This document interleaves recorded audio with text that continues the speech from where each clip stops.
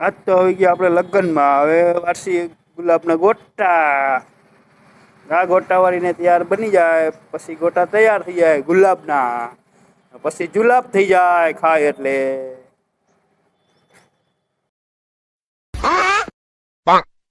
बैगन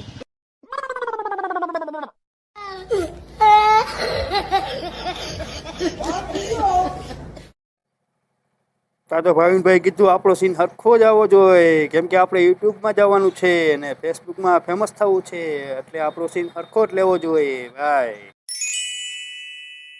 रोम रोम भाइयों.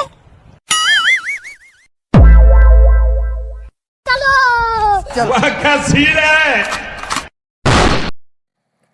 પછી ગુલાબના ગોટા થઈ ગયા તૈયાર. આપણે જઈએ આગળ. હવે દોસ્તી આપણે જમણવાર કેવી રીતે થાય છે તો આપણે જઈશું આગળ. હવે જમવાની તૈયારી ફૂલ તૈયારી છે. હવે આપણે જઈએ કાઉન્ટરે. આવી ગયા આપણે કાઉન્ટરે. થાળી બારી સાફ થઈને લાઈનમાં ઊભા રહી જવાનું. આ ભાઈ કે લાઈનમાં જ રહેવું પડશે. તો ફૂલ તૈયારી થઈ ગઈ છે જમવાની, તો આપણે જમી લેવાનું. અમારા ચેતનભાઈ રહી ગયા છે દાળ દેવા, એટલે દાળની વાટકી. આ અમારા પલ્લાભાઈ ભાતનો કટોરો લઈને બેઠા એને ખૂટે જ નહીં. એટલે સીન હરખો લેજો આપણો ભાઈ. ચેતનભાઈ કીધું પણ સીન હરખો જ લેજો આપણો. હવે ભાઈ સીન હરખો આવી ગયો જ છે, નો આવે તો પૈસા પાછા.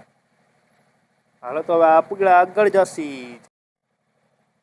તો આપણે પ્રવીણભાઈ બનાવે છે 135નો માવો. તો 135નો માવો નસો ચડાવીને આપણે પાછી દાળ પીરસવા રહી જશે. આપણે દાળ પીરસીને વાટકી ભરી દીધી છે.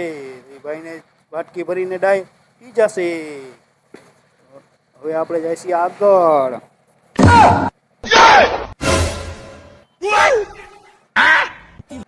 હવે અમારા હિરેનભાઈ વાટકી સાફ કરી નાખી છે. સાફ કરતા કરતા કાંઈક વાત કરી રહ્યા છે કે આપણા પણ લગ્ન થઈ જાય તો સારું. હવે આપણે ક્યાં લગી વાટકી સાફ કરવી? હવે બધા લગ્નમાં આપણે વાટકી જ સાફ કરવાનો વારો આવે છે. વાટકી સાફ કરતા એમ કહે કે આપણે જાંબુ ખાવાનો વારો નહીં જ આવે, કેમ કે આપણી વાંહી કાંઈ વધવાનું જ નથી, કેમ કે ભૂખની બારસું આવી ગઈ છે. તો હવે સાફ કરીને આપણે ખાવા બેસી જશે જલ્દી. ઓ નો ગોડ, આપણી વાંહી શાક જ વધ્યું છે. તો હવે આપણે શું કરશી? તમારે હિરણભાઈ કે આપણે શું ખાવું જ નથી. હવે થાળી સાફ થઈ ગઈ છે. આ પીરસવાળામાં કાંઈ વધ્યું જ નથી, કેમ કે બધું ખાઈ જ ગયા છે. સારું, આપણી વાંહે દાળ ભાત તો જ છે, કેમ કે ચટણી પડી છે અને સંભારો પણ છે.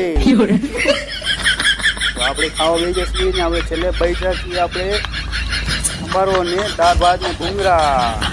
દાળ તો છે જ એટલે ભાત પણ ફૂલ છે, ટોપ ફૂલ છે, ખાલી નહીં થાય.